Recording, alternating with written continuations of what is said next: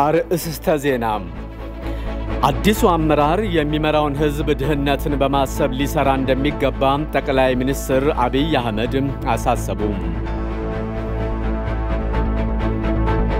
በኦሮሚያ ክልል 3.4 ሚሊዮን ሄክታር መሬት በኩታ ገጠም መታረሱን የክልሉ ርዕሰ መስተዳድር ሽመልስ አብዲሳ ገለጹ።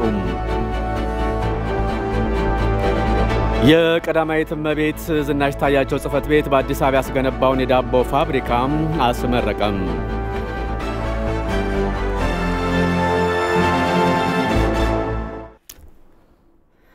እንደምንላችኋል ከኢትዮጵያ ቴሌቪዥን የቀኑን የ7 ሰዓት ዜና ይዘን ቀርበናል። በያላችሁበት ቦታ ሆናችሁ ራሳችሁንም ሌሎችንም ኮሮና ቫይረስ እየጠበቃችሁ እንደምትከታተሉን እምነታችን ነው። ከኛ ጋር ሁኑ። ኢትዮጵያን ለመቀየር ሰማይ እንድትባጥጡ አይጠበቅም። የሌለ ነገር እንድታመጡ አይጠበቅም። ያለውን ነገር በጥልቀት አይታችሁ ተከታዮቻችሁ ደግሞ እንዲያዩ አድርጋችሁ ማውጣት ብቻ ነው።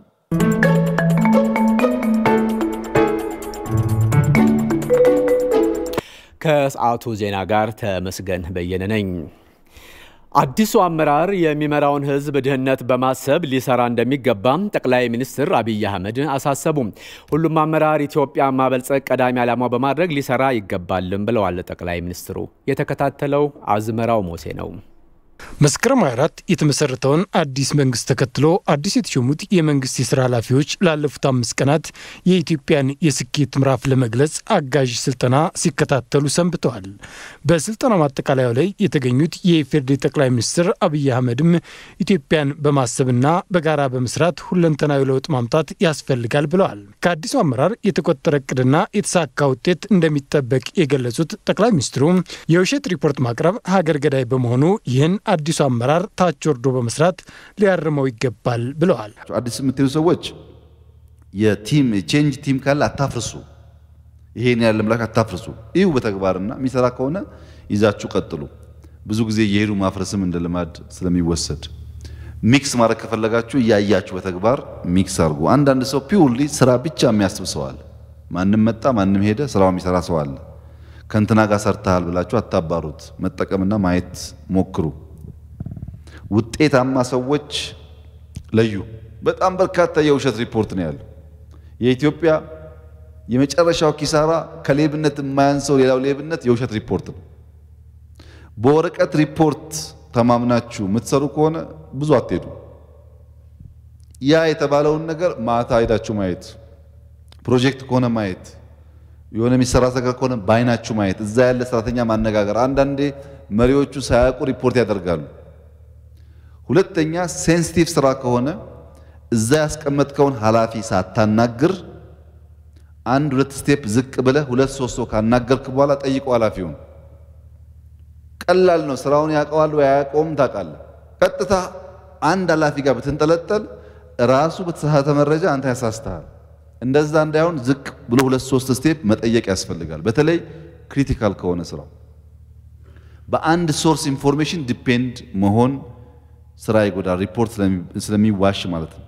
አዲስ ተሿሚዎች በስራ ወቅት የሚገጥማችሁን ውዳሴና ትችት አስታርቃችሁ መምራት ይኖርባችኋል ሲሉም ጠቅላይ ሚኒስትሩ አስገንዝበዋል።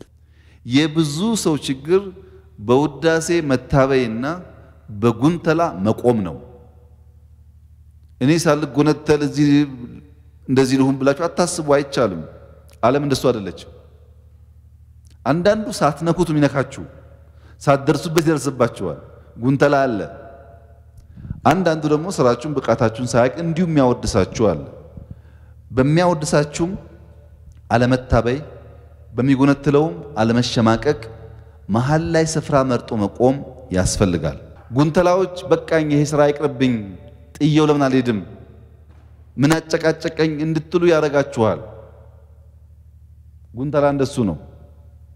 ውዳሴውም መስፈሪያው በጣም አሳሳይ ስለሆነ ልካችሁን በደንብ እንዳትገነዘቡ ያደርጋችኋል። ይሄን ነገር ባላንስ ማድረግ ያስፈልጋል። የምንመራው ህዝብ በችግር ውስጥ ያለ መሆኑን ተረድተን የራሳችንን ምቾት ከመጠበቅ ይልቅ የምንመራውን ህዝብ አስበን በጋራ ልንሰራ ይገባልን ብለዋል ጠቅላይ ሚኒስትሩ። ታቁትም ደግሜ ማስተዋወስ የምፈልገው ነገር በጣም ብዙ አዲስ አበባ ውስጥ በቀን አንድ ጊዜ መብላት ይቸገራል። እኛ የምንመራው ህዝብ በቀን አንድ ጊዜ ለመብላት የሚቸገር ህዝብ ነው። እኛ የምንመራው ህዝብ ማለት የእናንተ ወንድሞች፣ እህቶች፣ ዘመዶች፣ ቤተሰቦች ኮሮና ታመው ሆስፒታል ሄደው መታከም የሚቸገሩ መድኃኒት መግዛት የሚቸገሩ ሰዎች ናቸው እኛ የምንመራቸው። በዚህ ህዝብ ላይ ነው ትርፍ ነገር የምንለማመደውና ኮንሺየስ ሆነን ቆጥበን ያ ነገር ለህዝብ ጥቅም እንዲውል ብናደርግ ችግሮቻችን ለመፍታት ያግዛል። ለምሳሌ በዚህ 5 ዓመት እናንተ ጨክናችሁ ጂዲፒያችን ደብል ብናደርገው አሁን ያለውን ጂዲፒ ደብል ብናደርገው ሚኒስትሮች በአመት አንድ ጊዜ የአንድ ሳምንት ቫኬሽን ቢወጡ መጥፎ አይደለም። መንግስት ወጪ ሸፍኖላቸው የፈለጉበት ሀገር ቢሄድ መጥፎ አይደለም። ተምረው አርፎ ይመጣሉ። ማረፍ ጉልበት ነው። ግን አሁን ባለው ጂዲፒ አሁን ባለው ኢኮኖሚ በጣም እንደዛ አይነት ሌክዠሪ ፍላጎት ባለንበት የሚያዘገየን ብቻ ሳይሆን ወደ ኋላ ይመልሰናል። እንረባረብና በዚህ 5 ዓመት ጂዲፒ ደብል እናድርግ። ከባድ ነገር ነው የማወራው። በ5 ዓመት ጂዲፒ ደብል ማለት ከባድ ፈተና ነው። ካሳካን በኋላ እኛ አንድ ሳምንት ቫኬሽን እንጀምር። በሚቀጥለው 5 ዓመት ደግሞ ደብል ካደረገ የሚቀጥለው ቲም የ15 ቀን ቫኬሽን ቢወጣም ችግር የለው ይችላል። ኢኮኖሚ ይሸከማል። እና ወጪ ቆጣቢ መሆን ያስፈልጋል። ወጪ ቆጣቢ መሆን ሲባል ደግሞ አጋጉል ቆንቋና መሆን ማለት አይደለም። ለኛም ለልጆቻችንም ሲባል የሁላችንም ዓላማ ኢትዮጵያ ልትሆን ይገባልም ሲሉ ጠቅላይ ሚኒስትሩ አሳስበዋል። የሁላችንም ዓላማ ኢትዮጵያ ናት። ሌላ ዓላማ የለንም። ኢትዮጵያ ናት። ኢትዮጵያን ማበልጸግ፣ ኢትዮጵያን ማሻሻል፣ ኢትዮጵያን ማፍረስ ማጥፋት ከሚፈልጉ ሰዎች መታደግ ነው። ለኛም ለልጆቻችንም ሲባል የሁላችን ዓላማ ኢትዮጵያ መሆን አለበት። ኢትዮጵያ ውስጥ ብዙ ድብልቅልቅ ቋንቋዎች፣ ባህሎች፣ ፍላጎቶች፣ ፖለቲካ ሐሳቢዎች አሉ። ኢትዮጵያ ከነዚህ ሁሉ በላይ ትልቅ ስለሆነች መሸከም ትችላለች። እሷን ካየን መሸከም ትችላለች። እሷ የምታንስብን የምናየው ነገር ጎናችን ሲሆን የሁላችን ዓላማ ኢትዮጵያ ከሆነች ኢትዮጵያ እምቅ ሀብት አላት፣ ግን ደሃ ሀገር ናት። ኢትዮጵያ የማደግ አቅም አላት፣ ግን አላደገችም። ኢትዮጵያ ራሷ መመገብ ብቻ ሳይሆን ሌሎችም መርዳት ትችላለች፣ ግን አይደለችም። ይሄ ነገር እንዲለወጥ ከፈለገ ይሄ ቲም መጨከንና አንድ መሆን አለበት። የራሱን ፍላጎት የግል ፍላጎቱን ሰፕረስ አድርጎ አንድ መሆን አለበት። ቲም መሆን አለበት። ከወሰን እንችላለን። በስልጠናው ላይ የምክር ቤት አፈ ጉባኤዎች፣ ሚኒስትሮች፣ ሚኒስትር ዴታዎችና ሌሎች የሥራ ኃላፊዎች ተሳትፈዋል። በዚሁ የአዲስ አመራሮች ስልጠና ላይ ጠቅላይ ሚኒስትር አብይ አህመድ ያደረጉትን ሙሉ ቆይታ ዛሬ ምሽት ከ3 ሰዓት በኋላ የምናቀርብ ስለሆነ ተከታተሉ ዘንድ ከወዲሁ ለመጠቆም እንወዳለን። በኦሮሚያ ክልል 3.4 ሚሊዮን ሄክታር መሬት በኩታ ገጠም መታረሱን የክልሉ ርዕሰ መስተዳድር ሽመልስ አብዲሳ ገለጹ። ምክትል ጠቅላይ ሚኒስትርና ውጭ ጉዳይ ሚኒስትር ደመቀ መኮንንና ሚኒስትሮችን ያካተተ ልዑክ በምስራቅ ሸዋ የግብርና ምርትን እየጎበኘ ይገኛል። እስካሁንም በአዳ ወረዳ በኩታ ገጠም የተዘራ ጤፍና የአቮካዶ እርሻንም ጎብኝተዋል። ጉብኝቱ በተካሄደበት ወቅት የኦሮሚያ ክልል ርዕሰ መስተዳድር ሽመልስ አብዲሳ እንደገለጹት በኦሮሚያ ክልል ለግብርና ምርት ትልቅ ትኩረት በመሰጠቱ በኩታ ገጠም ካለው 6.3 ሚሊዮን ሄክታር መሬት ውስጥ 3.4 ሚሊዮን ሄክታሩ መሬት ታርሷል ብለዋል። ቀደም ብሎ ክልሉ በ2013-14 የምርት ዘመን ከ3.5 ሚሊዮን ሄክታር በላይ መሬት በኩታ ገጠም ለማልማት አቅዶ ሲንቀሳቀስ እንደነበርም ነው የሚታወሰው። ይህም የኦሮሚያ ክልል የግብርና ምርት ሂደቱን ለማዘመን የኩታ ገጠም እርሻ በስፋት ለማከናወን አቅዶ የሚንቀሳቀስ መሆኑን እንደሚያሳይም ነው የሚያመለክተው።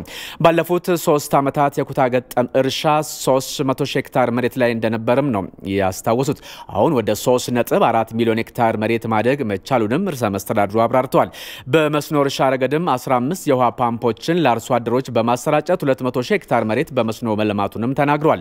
በቀጣይም በግብርናው ዘርፍ የምግብ ዋስትናን ለማረጋገጥ የግብርና ምርቶችን ወደ ውጭ ለመላክና እንደዚሁም ደግሞ ሰፊ የሥራ ዕድል ለመፍጠር እንደሚሰራም ገልጸዋል። ማሳቸው የተጎበኘ አርሶ አደሮችም በመንግስት እየተደረገላቸው ባለው ድጋፍ ከቀደመው ጊዜ የተሻለ ምርት እያገኙ እንደሆነም ነው ያስረዱት። ከሰሞኑም በጠቅላይ ሚኒስትር አብይ አህመድ የተመራ ልዑክ በኦሮሚያና በሶማሌ ክልሎች የተለያዩ አካባቢዎች በመዘዋወር የግብርና ስራዎችን መጎብኘቱ ይታወቃል። ይህንኑ ጉብኝት እየተከታተለ የሚገኘው ሪፖርተራችን ይመራደም ከአዳሚ ቱሉ በቀጥታ የስልክ መስመራችን ላይ ይገኛል። እንደምን ውለሃል ይመር? እንደምን ውለሃል ተመስገን። ሰላም ይያለኝ። ይመስገን። በአጠቃላይ ጉብኝቱ ምን ላይ ያተኮረ ነው? አመሰግናለሁ። እንግዲህ ቀደም ሲል አንተም በሰጠኸው መረጃ ተመስገን፣ እንግዲህ በዛሬው ዕለት በምክትል ጠቅላይ ሚኒስትሩና የውጭ ጉዳይ ሚኒስትሩ የተመራ ሚኒስትሮች ቡድን ነው ከመነሻውን ከአዲስ አበባ አድርጎ የጉብኝት ስራውን ግን በኦሮሚያ ክልል ምስራቅ ሸዋ ዞን በአድአ ወረዳ ነው ያደረገው። እንግዲህ በምስራቅ ሸዋ ዞን የአድአ ወረዳ በስፋት ጤፍ የሚመረትባቸው አካባቢዎች አንዱ ነው።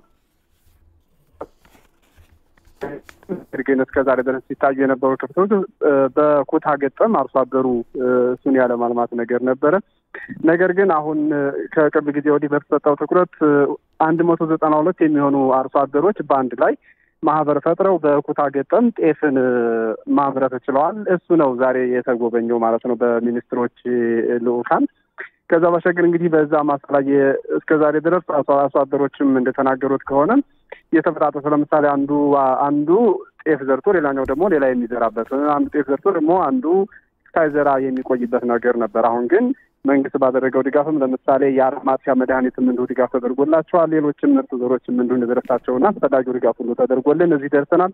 እጅግ የሚያስደስትና የሚያስደንቅ የሰብል አያያዝ ነው እየተመለከትን ያለ ነው የሚል ነገር የተናገሩት። ከዛ ባሻገር ከሱ ጉብኝት ሲቀጥል በዛው በአዳሚ ቱሉ የሚገኝ የምርጥ ዘር አቮካዶ ማሳንም እንዲሁ ጎብኝተዋል። እነዚሁ የሚኒስትሮች ልዑክ ማለት ነው። እሱም እንግዲህ የአቮካዶ ሙሉ በሙሉ ወደ ውጭ ሊላክ የሚችልም እንዲሁም ደግሞ ሀገር ውስጥ ለምግብ ፍጆታነት ቢውልም በአመጋገብ ስርዓት በያዘው የአመጋገብ ስርዓት ወይም ደግሞ ንጥረ ነገር እጅግ በጣም የበለጸገ ለጤናም ተስማሚ የሆነና ጥሩ ጤናማ ዜጋ ለመፍጠር በተያዘው የጤና ፓኬጅም ጥሩ አጋዥ የሆነ የፍራፍሬ አይነት ነው የሚል ነገር ነው። ከዛ ባሻገር እንግዲህ ከዚያ በመቀጠልም አሁን እኛ በምንገኝበት በአዳሚ ቱሉ አካባቢ እስከዛሬ ድረስ ይህ አካባቢ ደግሞ በሴፍቲኔት ይኖር የነበረ አካባቢ ነው። ነገር ግን አሁን ላይ በክላስተር ተደራጅተው 122 የሚሆኑ አርሶ አደሮች ወደ 400 በላይ ሄክታር መሬትን በስንዴ አልምተዋል። እኛም እንደተመለከትነው እጅግ የሚያስደንቅና የሚገርም ነው ይሄው የስንዴ ሰብል ማለት ነው። በዚሁ እንግዲህ የሚኒስትሮች ልዑክ እየመሩ ያሉት ምክትል ጠቅላይ ሚኒስትርና የውጭ ጉዳይ ሚኒስትሩ አቶ ደመቀ መኮንንም ቃለ መጠይቅ ሰጥተው ነበረ። እንዲህ አይነት ቦታዎች ከዛሬ እንኳን የሰብል ልማት ያለማባቸው አካባቢዎች በዚህ አይነት ነገር መልኩ ለምተው ሲታዩ እጅግ አሁንም ኢትዮጵያ ገና ያልተነካ ሀብት እንዳላት ነገር ግን በሚፈለገው ልክ አሁን ለመጠቀምና ኢትዮጵያ ያላትን እየደረሰባት ያለውን በተለይ ምግብ ነክ እርዳታዎችን ተከትሎ ከውጭ የተቀናጀ ጫና ከተከፈተባቸው ሀገራት ኢትዮጵያ አንዷ ናት በዚህ ወቅት። ስለዚህ ከዚህ አይነት ጫና አንዱ መቋቋሚያ መንገዳችንን ኢኮኖሚውን ማጠናከርና ሁሉም ዜጋ እኩል በልቶ የሚያደርበትን ሁኔታ ማመቻቸት ነው የሚል ነገር ነበረ። አሁን እዚህ ቦታ ላይ ያየነው ግን ተስፋ የሚሰጥ ነው። ነገር ግን በአንድ አካባቢዎች ብቻ እንዲህ አይነት ክላስተር ስራዎች እየተሰሩ ለጉብኝት ቱሪዝም ወይም ደግሞ ቱሪዝም በሚመስል መልኩ ለጉብኝት ብቻ የሚሆን ሳይሆን እንደ ሀገር በሁሉም አካባቢ ሰፊ መሬት አለ። የኢትዮጵያ ገና ያልተነካ መሬት አለ። የሰው ኃይል አለ። በተለይ ወጣቱ ሰርቶ የሚያፈራበት እና አሁን ካለበት ችግር ተረባርበን ወጥተን ወደዚህ አይነት ነገር ገብተን በሁሉም የሀገሪቱ አካባቢዎች የክላስተር የግብርና ስራዎችን በማስፋፋት ኢትዮጵያ እየደረሰባት ካለው የተለያዩ ጫናዎች በኢኮኖሚ የራስን ችሎ በምግብ ፍጆታም ራስን ችሎ ከዚህ አይነት ነገር መውጣት አለብን። ይህ ነው ለኢትዮጵያም የሚገባው። ከታሪካችንም አንጻር ነጻነታችንን አስከብረን የቆየን ሀገር ነን። አሁን በገጠመ ችግርም ሉዓላዊነታችን ለድርድር የሚቀርብ አይደለም ያስም ነገር ነው። ከዛ ባሻገር ደግሞ የዛሬው ጉብኝት እንግዲህ አሁንም እንደቀጠለ ነው። አሁን ላይም የበቆሎ ማሳ እንዲሁ እየተመለከቱ ነው ያሉት እነዚሁ የሚኒስትሮች ልዑክ ተመስገን። ይህንና ሌሎች መረጃዎችን ደግሞ በማታ ይዘን የምንቀርብ ነው የሚሆነው። አመሰግናለሁኝ ይመር።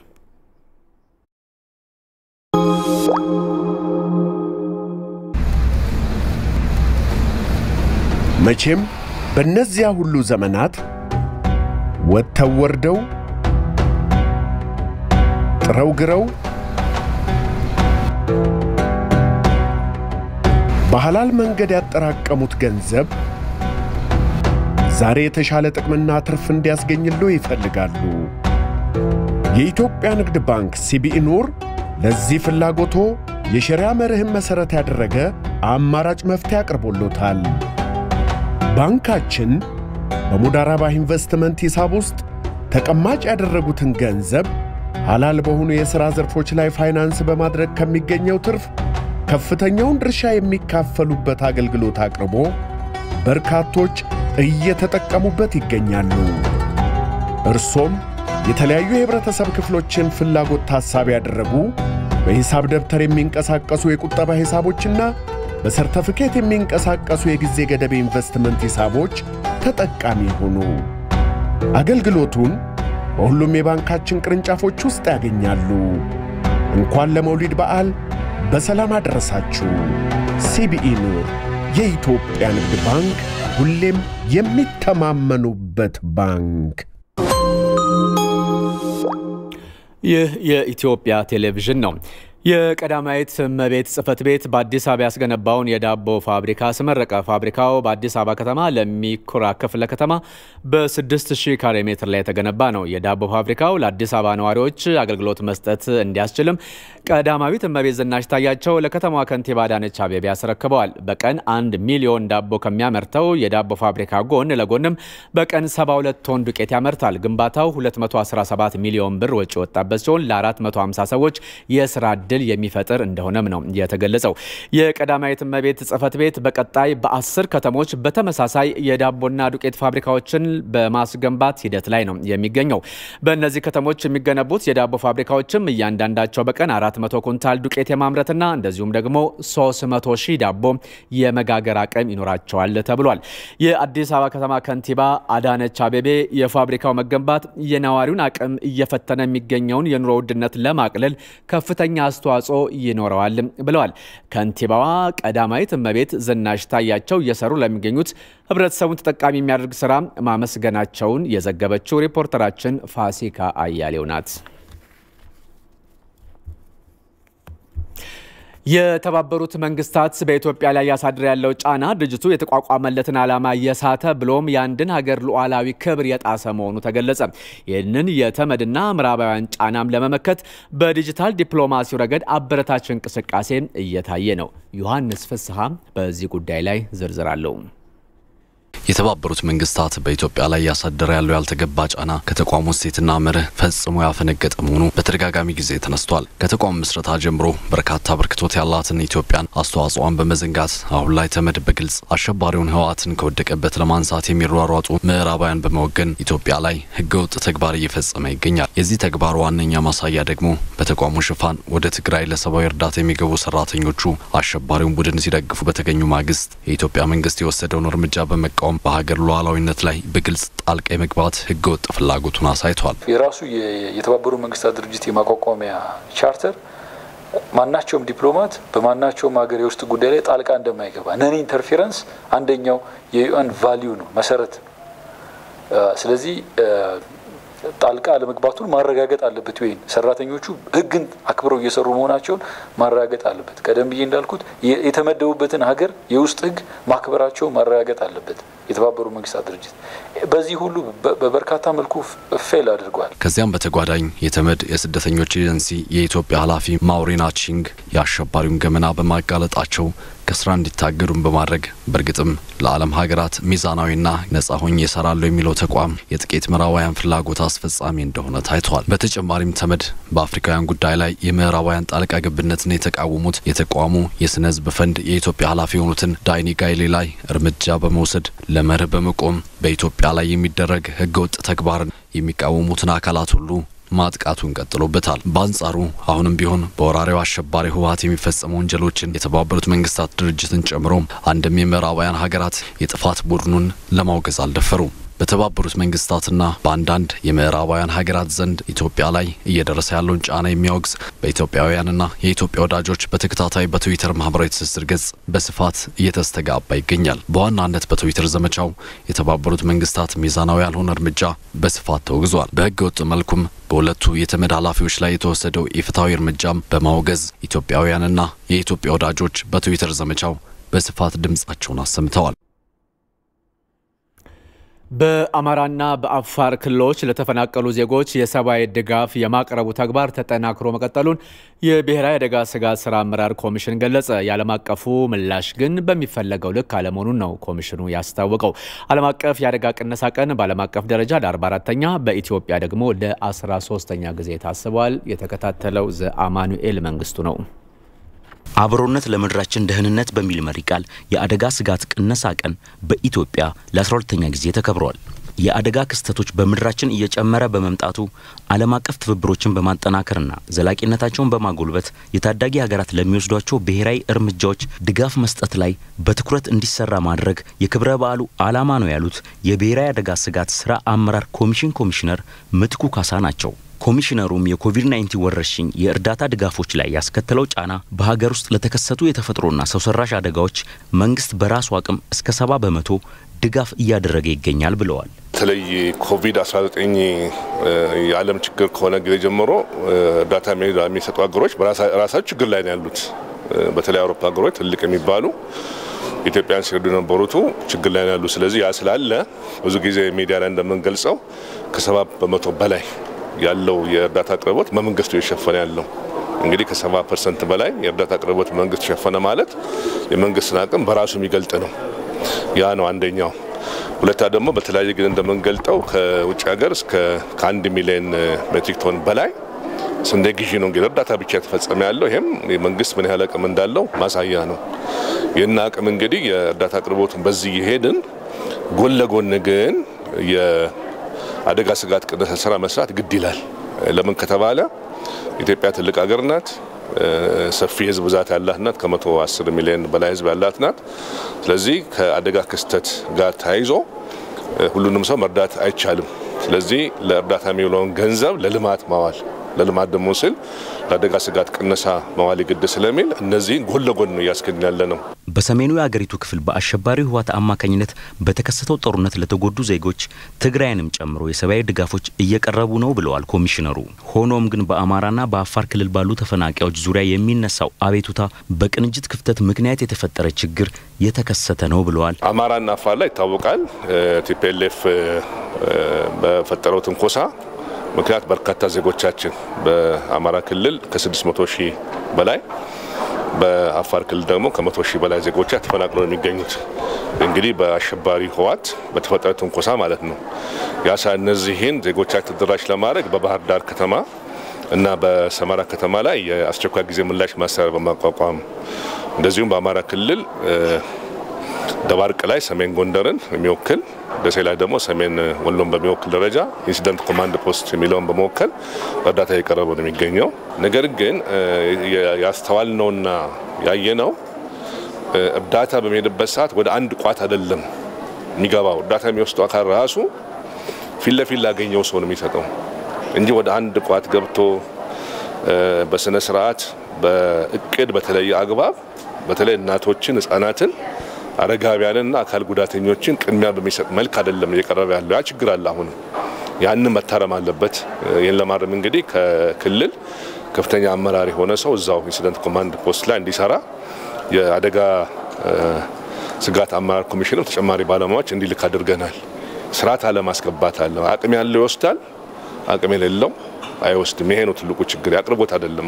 በዓለም አቀፍ ሰብአዊ ድርጅቶች እየተደረገ ያለው ድጋፍ በቂ አለመሆኑን አስረድተዋል። ናይሲአርሲ አሉ እነ ወርልድ ፉድ ፕሮግራም እና ሲአርኤስ ኤንኤፍኤች መሳሰሉት ይረዱን ያሉት ደሴ ላይ እንደዚሁም ሰሜን ጎንደር እና አፋር ላይ አሉ።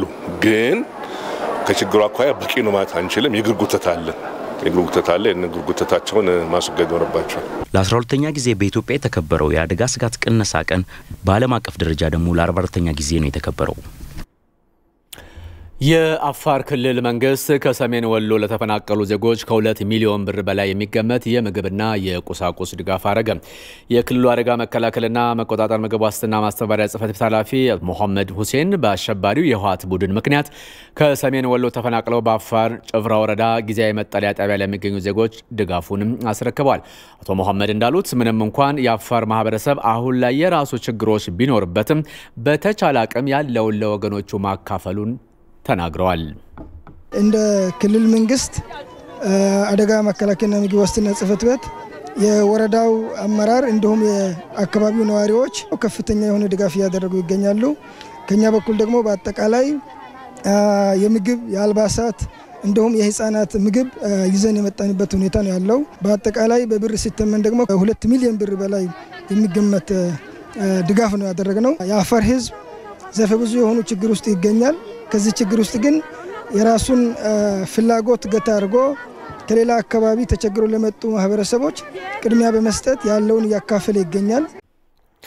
የአፋር ክልል ብዙሃን መገናኛ ድርጅት እንደዘገበው ድጋፉን የተቀበሉ ዜጎችም የአፋር ክልል ማህበረሰብና መንግስትን ምስጋና አቅርበውላቸዋል።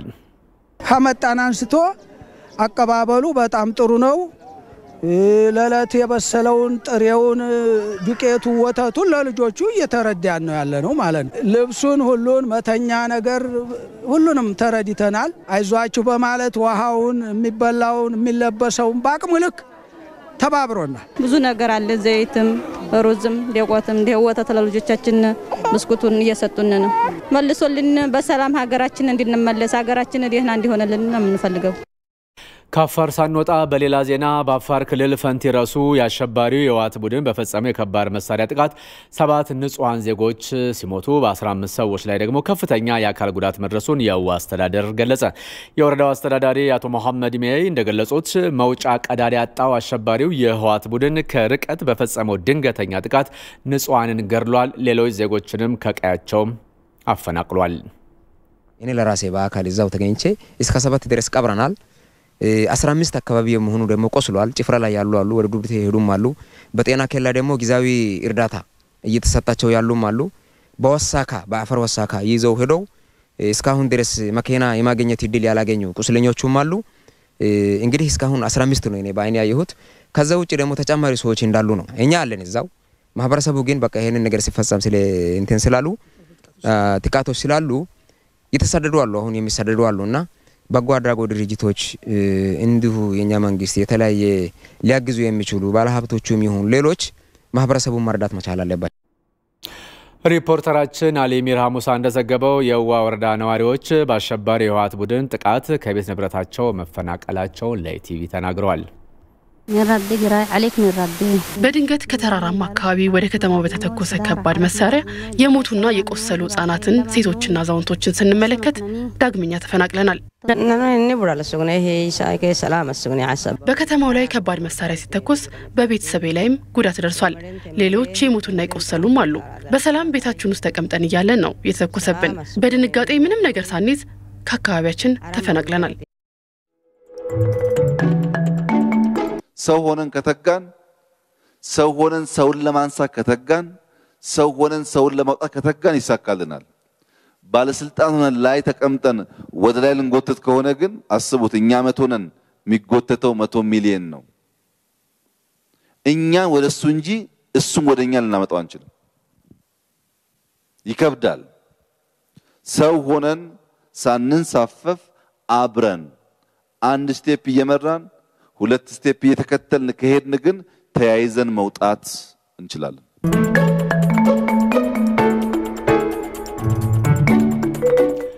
የደምቢዶሎ ዩኒቨርሲቲ በመጀመሪያና በሁለተኛ ዲግሪ ከ1000 በላይ ተማሪዎቹን ለሁለተኛ ጊዜ አስመረቀ።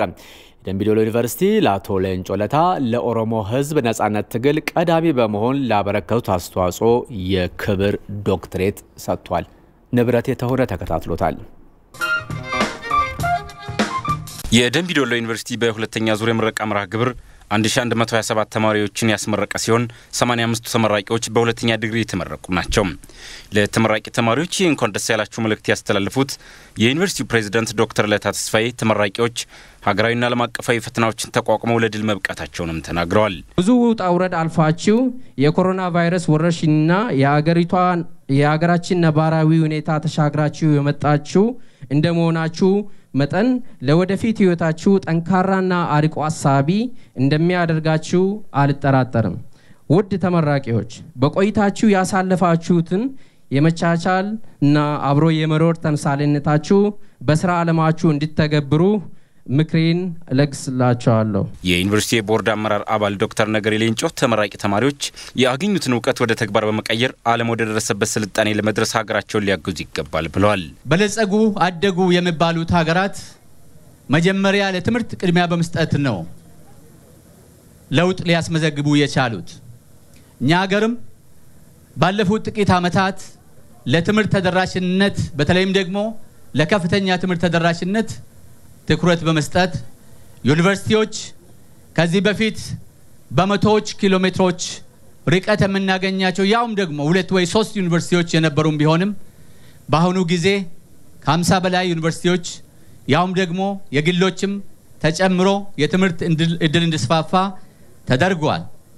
በዚህም ደግሞ ብዙ ምሩቃን ሀገራቸውን ለመለወጥ ለማሳደግ የሚችሉበትን ክህሎትና ዕውቀት በማግኘት ሀገራቸውን ያገለገሉ ይገኛሉ። ዶክተር ነገሪ ሌንጮ ተመራቂ ተማሪዎች ለቅጥር በየተቋማቱ በር የሚያጠፉትን ጊዜ ሳያባክኑ ስራ ፈጣሪዎች በመሆን ራስን ለመለወጥ ሊሰሩ እንደሚገባም ተናግረዋል። ከዚህ በፊት እንደነበረው ዛሬ ተመርቀን በነጋታው ለቅጥር መስሪያ ቤቶች የምንሄድበት ሁኔታ አይደለም ያለው። ነገር ግን ሰፊ እድል ደግሞ አለን። ሀገራችን በብዙ ዘርፍ እየተለወጠች ያለችበትና በዛው መጠን ደግሞ ተግዳሮቶች የበዙባት ወቅት ላይ እንገኛለን። ስለዚህ የተማራችሁ ትምህርት እናንተን በመለወጥ ወላጆቻችሁን ከዛም ሀገራቸውን የሚለውጥ እንዲሆን ከናንተ በትጋት ያውም ደግሞ በተግባር ላይ ያተኮረ ጥረት እንድታደርጉ ይጠይቃችኋለሁ። የደምቢ ዶሎ ዩኒቨርሲቲ ለኦሮሞ ሕዝብ ትግል ተምሳሌት ሆነው ለሚጠቀሱት አቶ ሌንጮ ለታም የክብር ዶክትሬት ሰጥቷል። በዩኒቨርሲቲ የክብር ዶክትሬት የተሰጣቸው ሌንጮ ለታ የኦሮሞ ሕዝብ አንድነቱን አጠናክሮ ከመላው ኢትዮጵያ ሕዝብ ጋር በመሆን በሀገሪቱ የተጀመረው ለውጥ ማስቀጠል አለበትም ብለዋል። ገነጃታሚ ተቆድረም መጋላ ከና በሄ ኩታ ሰደተፋ ፊጤተን እኔ ከዚህ አካባቢ ከ61 ዓመት በፊት ነው 9ኛ ክፍል ለመማር የወጣሁት። በጊዜው ይህ አካባቢ 9ኛ ክፍል እንኳን አልነበረውም። አሁን በተመሳሳይ ቦታ ዩኒቨርሲቲ ተከፍቷል። ብዙ ነገሮች ተቀይረዋል። የኦሮሞ ሕዝብ በሁሉም አቅጣጫ መደማመጥ ጀምሯል። አሁን ያለው ሁኔታ እኛ ያኔ በጀመርንበት አካሄድ መቀጠል አይችልም። ስለዚህ እኛ ከሌሎች ብሔር ብሔረሰቦች ጋር በመሆን አሁን የሚስተዋለው ለውጥ ማስቀጠል ይገባል። ከተመራቂ ተማሪዎች መካከል ከፍተኛ ውጤት ያስመዘገቡ 30 ተማሪዎች በዩኒቨርሲቲ ረዳት ምሩቃን ሆነው እንዲያገለግሉ እድል እንደተሰጣቸው የዩኒቨርሲቲ ፕሬዝዳንት ዶክተር ለታ ተስፋዬ የተናገሩ ሲሆን ተመራቂ ተማሪዎችም ሀገራቸውን ለማገልገል ቁርጠኛ መሆናቸውን ተናግረዋል። የዛሬ የደምቢ ዶሎ ዩኒቨርሲቲ ተመራቂዎች በየተሰማሩበት የሙያ መስክ ህብረተሰቡን በቅንነትና በታማኝነት ለማገልገል ዝግጁ መሆናቸውን ነው ለኢቲቪ በሰጡት አስተያየት የተናገሩት። መለስ አምዴ ነው አስተያየቶቹን ያሰባሰበው። ነው አስተያየታቸው። ከዚህ ከወጣው በኋላ ማገለግለው ህብረተሰቡን በሚጠቅምና ህብረተሰቡን ደስ በሚያሰኝ ሁኔታ ለመጥቀም ነው ቃል የገባ ነው ማለት ነው። እንደገና ደግሞ የተመረኩት ያው በአኒማል ኤንድ ሬንጅ ሳይንስ ነው ማለት ነው እና ደስ ይላል። ደምቢ ዶሎ ቀን ላይ በመብቃታችን በጣም ደስተኞች ነን ሁላችንም ቢሆን እና እንኳን አደረሳችሁ ልላቸው ፈልጋለሁ። ከዚህ ስንወጣ ስራ ሳንቅ ስራ አክብረን ያገኘነውን ስራ በመስራት ከዛ በዲፓርትመንታችንም ሆነ በሌላ ዘርፎች ላይ በመሳተፍ ስራችንን በአግባቡ እንድንሰራ ተማሪዎችን ማበረታታት ፈልጋለሁ። እንግዲህ ተመረቀና ስራ ፈጣሪ እንጂ ስራ ጠባቂ እንደማንሆን እርግጠኛ ነኝ። ደግሞ ተማመንባቸዋለሁ በዘንድሮ ተማሪዎች እና በቃ እኔ ያሰብኩት ነገር ቢኖረኝ እንደና አልማዛያና እንደዛ አይነት ነገር ለማፍራት ነውና ደግሞ እንደዛ እንደማድረግ እርግጠኛ ነኝ። አሁን ከዚህ ከወጣው በኋላ ስራ ጠብቃለሁ ስራ እንደዚህ መንግስት ጠብቃለሁ የሚል ነገር አይደለም እና ባለውና በተቻለ አጋጣሚ ከጎኔ ካሉ ከጓደኞቼ ጋር አንድ ላይ በመደራጀት የሚያስፈልገውን ነገር ለመስራት ራሳችንን ማሳመን ያለብን ሁሉ ጊዜ ስራ እንዳሰብነው ተመርቀን ወተን እናገኛለን ብለን እንደምናስበው እንዳልሆነ ስለምናቅ ባለን ዘርፍ በመንችለው ስራ ሰርተን ራሳችንና ቤተሰቦቻችንን ሀገራችንን ለመለወጥ እንዲሁም ደግሞ ያስተማረንን ይሄን ዩኒቨርሲቲ ለማመስገን መብቃት አስቤያለሁ። ኤቢፈመኒ ባን ታርከሞቱማ ዱዋ የገቹቱን ታኔ ተመርቀን ወጠን የመንግስት እጅ መጠበቅ የሚያዋጣ አይመስለኝም። የራሳችንን ስራ ለመፍጠር መሞከር አለብን። ጥገኝነት ከለመድን ወደፊት ለማሳካት የምናስበው ጉዳይ ላይ እክል ይሆንብናል። ስለዚህ በራሳችን መቆም ይገባናል። እስካሁን የተማርነው ትምህርት ለወደፊቱ ስራችን የሚያስታጥቅንና መነሳሳትን የሚጨምርብን ነው። ከዚህ በኋላም ደግሞ የተለያዩ ነገሮችን ከሲኒየሮቻችን በመማር የተሻለ ነገር እንሰራለን ብዬ ተስፋ አደርጋለሁ። በተመረኩበት ሙያ ያው ሙዚቀኛ ነኝ። ሙዚቀኛ ነው መሆን ወደፊት በመሰራቸው ስራዎች ሀገሬንና ባህሌን አስተዋውቃለሁ ብዬ አስባለሁ። እንኳን ደስ አላችሁ እንኳን ደስ አላችሁ እንኳን ደስ አላችሁ። የዘንድሮው 1496ኛው የመውሊድ በዓል ሰኞ ጥቅምት 8 ቀን እንደሚከበር የእስልምና ጉዳዮች ጠቅላይ ምክር ቤት ፕሬዝዳንት ተቀዳሚ ሙፍቲ ሐጂ ዑመር ኢድሪስ ገለጹ። ነብዩ ሲወለዱ መልካም ነገሮችን ሊያስተምሩና መጥፎ ነገሮችን ደግሞ ሊቃወሙ ሰውን ወደ ጀነት ለመምራት በመሆኑ ይህንኑ መልካም ስራቸውን በማየት በእስልምና እምነት ተከታዮች መውሊድ ይከበራል ብለዋል። አንድ ሰው ሊከበርለት የተወለደ ቀን የተጾመ ቀን የሞተ ቀን ሊከበርለት የሚገባው ስራውን ማስታወሻ ነው። ያ ሰው በመወለዱ ለህዝብ ምን ጥቅም ተገኝቷል? ለሀገር ምን ጥቅም ተገኝቷል? ለሙስሊሙ ምን ጥቅም ተገኝቷል? ለሃይማኖቱ ለክርስትናው ምን ጥቅም ተገኝቷል? ጥቅም ይዞ የመጣ እንደሆነ ይከበርለታል። ሁለተኛ ቀኑን አክብሮ ስራ ፈቶ መውጣት መዋል አይደለም። በዛ ቀን የተገኘውን መልካም ተግባር አስታውሶ ልምድ ወስዶ ተግባር ላይ ለመዋል እንደው ዝም ብለን አይደለም የምናከብረው። ለሰው ልጅ መልካም የመጣበት መጥፎ ነገር የተቀበረበት መጥፎ ነገር የከሰረበት መጥፎ ነገር የተከነበት ስለሆነ ስለዚህ ነው የምናከብረው። ተቀዳሚ ሙፍቲ ሐጂ ዑመር ኢድሪስ በዓሉን አስመልክቶ ባስተላለፉት መልእክት ሰዎች መፈናቀል፣ መዘረፍና መገደል ስለሌለባቸው መንግስት እንዲህ አይነት ተግባራትን እንዲያስቆምም ጠይቀዋል። አልহামዱሊላህ ምርጫው በሰላም አልፎልናል። መንግስት ደግሞ በሰላም እንዲመሰረት ነበር። መንግስት ተመሰርቷል። እኛ የምንቃወመው አስሉን ነው። የሰው ልጅ መፈናቀል የለበትም፣ መገደል የለበትም፣ መቁሰል የለበትም፣ አካሉ መጉደል የለበትም፣ ንብረቱ መዘረፍ የለበትም። በአስቸኳይ መንግስት ይሄ ነገር የሚቆምበትን ነገር መቀየስ አለበት፣ መነሳት አለበት ነው መልእክት የምናስተላልፈው። እንደ ሪፖርተራችን ዋለልኝ የታምር ዘገባ በቀጣዩ ሰኞ የሚከበረውን የመውሊድ በዓል ህዝበ ሙስሊሙ ሲያከብር የሌላቸውን በመጎብኘት እንዲሆንም ጥሪ አቅርበዋል። ተፈናቅለው በተለያየ ችግር ላይ ያሉ ዜጎቻችንም መደገፍና ድጋፉም ለተጎዱ መድረሱን ማረጋገጥ ይገባል ብለዋል ተቀዳሚ ሙፍቲ ሐጂ ዑመር ኢድሪስ። ኃላፊነት ላይ ያለ ሰው እርዳታው ለችግርተኞቹ እንዲደርስ ማድረግ አለበት። ይሄ ያልሆነ እንደው የባሰ ደግሞ አደጋ በላይ ይመጣል ይላል። በተለይ ዑለማ የሚባሉት ሙደሪሶቹ የሚያቀሩት አንገታቸውን አቀርቅረው አይሻሙ፣ አይለምኑ፣ አይናገሩ፣ አንገታቸውን አቀርቅረው ዝም ብለው ተቀምጠዋል አሉ ቤተሰባቸው እነሱም በችግር ላይ እነዛ እንዲደርሳቸው ማድረግ አለበት ነው። በጋምቤላ ክልል የኢሬቻ በዓል ለመጀመሪያ ጊዜ ተከበረ። በዓሉ በክልሉ መከበሩ ደግሞ በኦሮሚያና በጋምቤላ ክልል ህዝቦች መካከል የዘለቀውን አብሮነት የሚያጠናክር ነው ተብሏል። ሚፍታህ አብዱል ቃድር ዝርዝሩን ይዟል።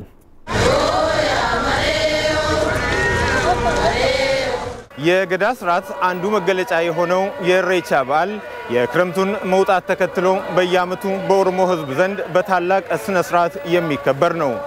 በዓሉ በጋምቤላ ክልል ለመጀመሪያ ጊዜ ሲከበር አባገዳዎች፣ ሀደ ሲንቄዎችና የተለያዩ የህብረተሰብ ክፍሎች ተሳትፈውበታል።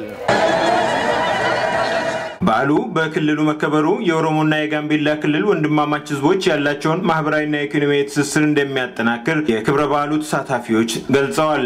የኢሬቻ በዓል በክልላችን እንዲከበር መደረጉ የድሮ የጋምቤላ ህዝብና የኦሮሞ ህዝብ አንድነታቸውን የሚያስተናክር መስመር በመዘርጋቱ እኛ የጋምቤላ ህዝብ በጣም ደስ ብሎናል። ኦሮሞና የጋምቤላ ህዝብ ደግሞ በድንበርም እንደመገናኘታቸው ልክ አብሮነት ስራታቸው በጣም ስር የሰደደ አብሮ የቆየ ስለሆነ ያለውን በጋምቤላም ያለውን ባህል የዚህ ኢሬቻውን ባህል አስተሳሰብ ለወደፊቱ አጠናክረን እንደምንቀጥል ነው። ጋምቤላ ውስጥ የሚኖሩ ብዙ ብሔር ብሔረሰቦች አሉ።